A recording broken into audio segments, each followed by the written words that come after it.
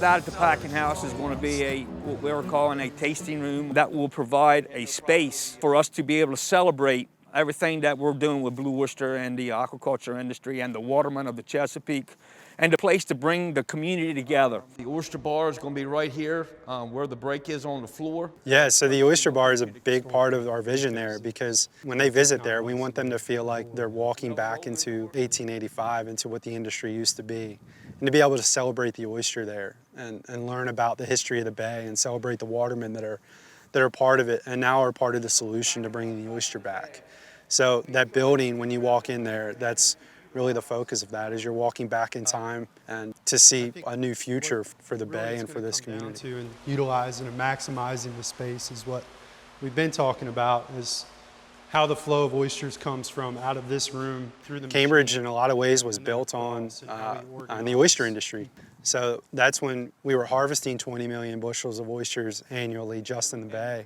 That's just a tremendous resource that's not here anymore. The oyster is tremendously important to this community, not only from the economic standpoint, but also from the environmental standpoint. It's hard for the bay to maintain natural levels of nitrogen and phosphorus. It's been a battle to get back to the point where we're removing enough of those nutrients to have improved water quality. What we've got now is an infrastructure that's coming out of the ground that can provide that seed and that larvae and everything needed to start building this oyster mill. Us, this is what we do. My people, our people, come from the Indians. So my people's been here for 1,000 years.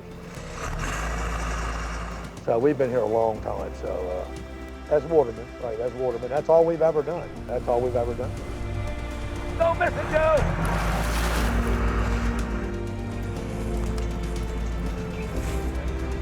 Aquaculture is the process of actually being a farmer. It's where you buy your seed, you grow your seed, you plant your seed, and then you harvest your crop when it's big enough. That's basically aquaculture in a nutshell. Right here's our underwater farm. We got approximately 900 cages under the water. We'll put these oysters in this cage when they're about this size. These oysters here are probably about a year. That's harvest size there. That's actually what the market really wants for a box oyster. We're just taking out the ones we want to take to harvest. We can see an industry, an aquaculture industry that grows 100 million oysters a year, and a wild fishery that harvests 10 million oysters a year. Those are significantly higher than we're at now. That's the idea of growing the industry can actually help improve water quality. Because what happens is, see that bill on that oyster, that transparent at the top, that's its growth. With this type of approach, it does allow the watermen to be the champions of the environmental recovery of the Chesapeake Bay. I say these cages are like little miniature reefs, because what they do is they have a lot of life. You can see it down here. You can see the shrimp, worms, eels, fish, crabs, all are feeding off the stuff off the fowl on the side of the cages. It's a winter chicken dinner for everybody. We're helping the environment, so we got a couple million oysters down here filtering the water for the nutrients. So they're in those bags starving, man. We got to get them up above. Yeah. We'll get them up there next 2 weeks, next week. Yeah. So there's a program for nutrient credits that's going to materialize at some point, which add a little bit of money to our operation, be a little bit of a cash cow. Most exciting thing is to work with watermen and show them a way that you can maintain your roots from harvesting oysters, but it's in a new way that's sustainable, and it can be passed on to those families to maintain that is incredibly exciting to me. These old shoulders are to get wore out, so we need some young blood. We need young blood. These are what they call triploids. That water gets warmer, they start pumping and they grow fast. I mean, really fast. We're going to meet Greg Cheeseman. He's going to come here. He's going to do a measurement of a survey of our oysters for the nutrient credit program.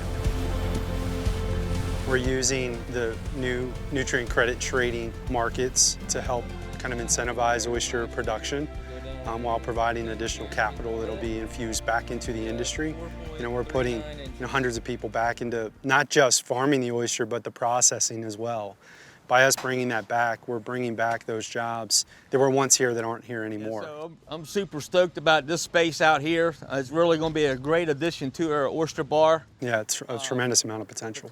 My goal is to have the entire community rally around this idea and to around oyster bars and around that incredible animal that we all love to consume and to celebrate around. We can have our oysters and eat them too. It's just a good way to connect the building as a whole to the town.